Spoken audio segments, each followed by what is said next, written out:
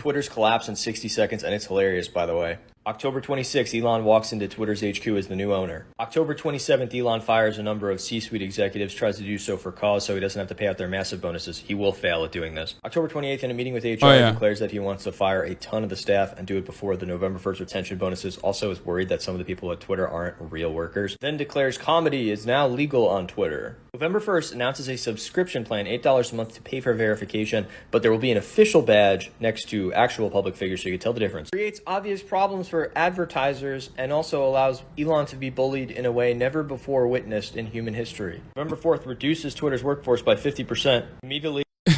One thing that he basically missed here, though, after saying comedy is now legal on Twitter, people, of course, did exactly what they would do on Twitter and started absolutely destroying Elon Musk, right? Other than the Tesla account.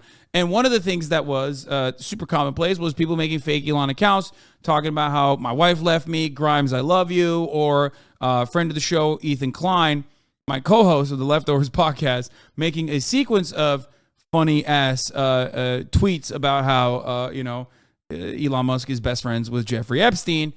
And Elon immediately turned around and decided, this is my platform. This is my ball. Only I get to play with it. Fuck you guys.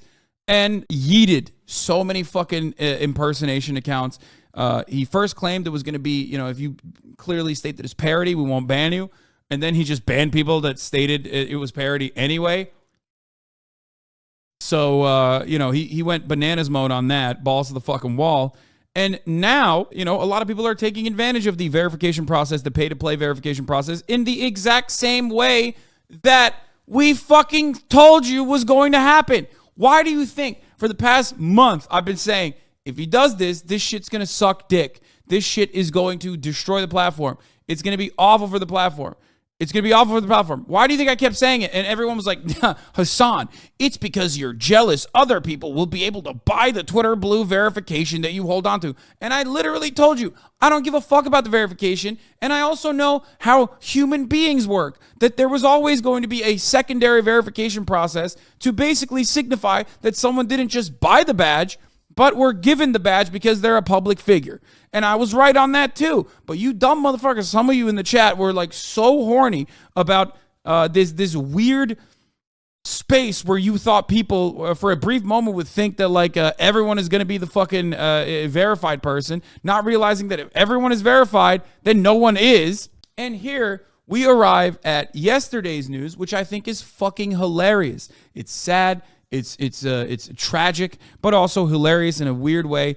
Eli Lilly. Let's finish this video, and then I'm going to get into Eli Lilly. It's my favorite story of the day, and just my favorite story probably of this month, maybe.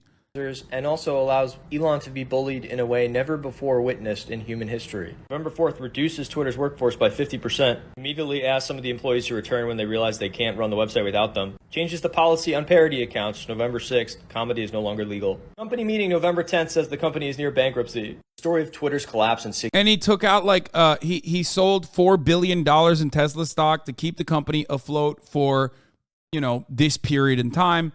So like I also predicted months ago, he's not only blowing up Twitter, but he's also blowing up Tesla. He's literally blowing up Twitter and Tesla simultaneously, as is the case with everything that he has ever engaged in, okay? The one time you don't have like government subsidies to keep you afloat, you're fucking cooked. Could not have been at a worse goddamn time for him, as, literally all of the American manufacturers and international manufacturers are now also building their own EV fleets, so we can't even use carbon credit swaps from them specifically to keep Tesla afloat. What will happen? What will fucking happen to Tesla? Now that other car manufacturers, like real car manufacturers, unlike Tesla, okay, are actually getting into the fucking EV game, what is Elon going to do? But it's awesome. It literally is so awesome. Elon Musk is showing the world a profoundly important lesson. Do you understand? It's something that I talk about quite frequently, about how meritocracy is a lie. It's a lie told to you, the average working class person, so that you believe that all of these people in positions of power are not there as a consequence of good decisions, but more importantly than that, lucky breaks that they were able to materialize on. Okay, they were able to capture, that they were able to pounce on. People refuse to recognize that. Your spawn point is incredibly fucking significant. And Elon Musk's spawn point was an emerald mine. That's a big boost. I'm not saying every person who is the son or daughter of a multi-billionaire emerald mine owner or multi-millionaire emerald mine owner is going to become Elon Musk. Of course not. But the likelihood greatly improves that you are going to experience upward social mobility in that regard and become one of the richest people on the planet when your spawn point is significant like that. There are plenty of poor people that are infinitely smarter than Elon Musk and infinitely harder working than Elon Musk who never make it and die poor, okay, in awful conditions. Why? Because they just weren't lucky. That's it. Which is precisely at the heart of my commentary. That's why I believe that we should make the world a better place for everyone so we can greatly improve the chances of people who could potentially become brilliant contributors to society. Anyway, Elon Musk and Mark Zuckerberg are showing the world that meritocracy is indeed a lie, and they didn't work harder or smarter than everyone else, contrary to popular opinion. It's great. That's what you're seeing in the funniest, most public way possible. Especially because Twitter is the cattiest website you could be on. It's also one of the only places where you could quite literally fucking bully a billionaire as a rando. This is one of the best stories of all time. Yesterday, Eli Lilly and Company, which is not a real account, despite the fact that when you look at it, it looks real. Someone decided to impersonate them with a verified badge and say, we are excited to announce insulin is free now. And everybody, was in on the meme for the most part, laughed about it, whatever, except Eli Lilly was not in on the meme. And, they had some issues with that. They definitely had some fucking big issues right here. We're going to look at this news story really quickly. Eli Lilly and Company clearing up some confusion about a fake tweet. This tweet telling people that their insulin was now free. This is a message that went out from an account that had a blue check mark on Twitter. It was liked and retweeted thousands of times. So we saw handfuls of heartbreaking responses from people elated about the news before they then realized that, in fact, it was fake. Now, that's why I said it's funny, but it's also fucking tragic because the state of our existence is fucking tragic. Okay? Can you imagine? Just imagine how awful this country is and how awful our world is. Someone could just joke about Eli Lilly making insulin free, and that would genuinely improve the lives of millions of fucking people. And then Eli Lilly turns around and is just like, lol, just kidding. Of course we didn't do that. Don't be crazy. We apologize that y'all thought insulin was free. This thing that you need for fucking survival, it was free. Just kidding. We apologize for those who have been served a misleading message from a fake Lilly account. Our official Twitter account is LilyPad.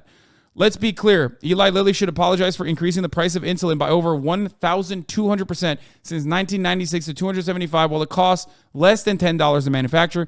The inventors of insulin sold their patents in 1923 for $1 to save lives, not to make Eli Lilly CEO obscenely rich. The media will blame the parody account for the heartbreak, but not the company for paywalling life-saving medications. Exactly.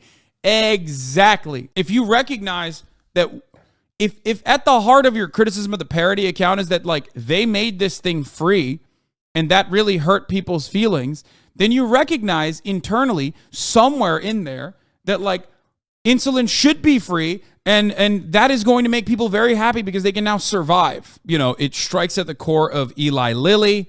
It strikes at the core of paywalling medication. It strikes at the heart of Elon Musk's idiotic fucking decision and why this would be so stupid if you could just buy, verified accounts and be able to dupe people like this. And here it is. Eli Lilly lost 11.97%, down 11.97, 3.34%. That's billions of fucking dollars. Eli Lilly dives after fake Twitter account promises free insulin, takes Novo Nordisk and Sanofi with it. Elon Musk's new pay-for-play verification system on Twitter shook the pharmaceutical mainstay Eli Lilly. That's a fucking banger.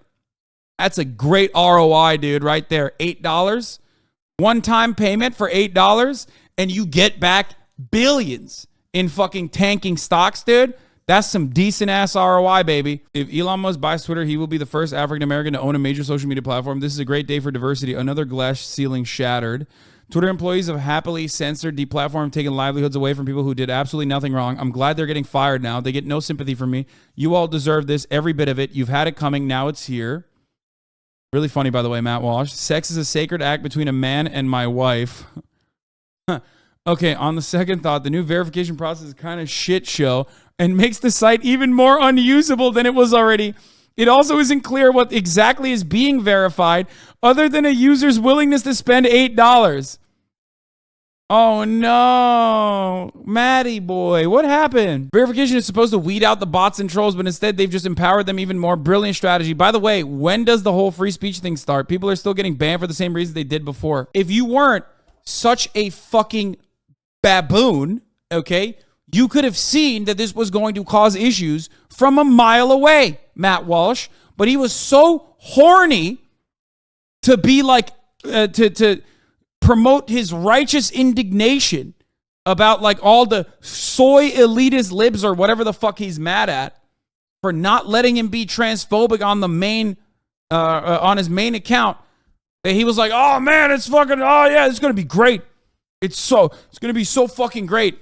Idiot. This is a parody account that fucking owned him. Sex is a sacred act between a man and my wife. Like, I knew that this shit was going to happen. Anyone with a fucking brain cell who is a poster knew that this shit was going to pop off. Oh, here's another funny moment. Lockheed Martin stock is down more than 5% a day after Twitter Blue verified account impersonated the defense company and said it was halting sales to certain countries, including the U.S. Similar declines at Eli Lilly after an impersonator Twitter account. What was the tweet, by the way? We will begin, Lockheed Martini. We will begin halting all weapon sales to Saudi Arabia, Israel, and the United States until further investigation into their record of human rights abuses. #WeAreLM.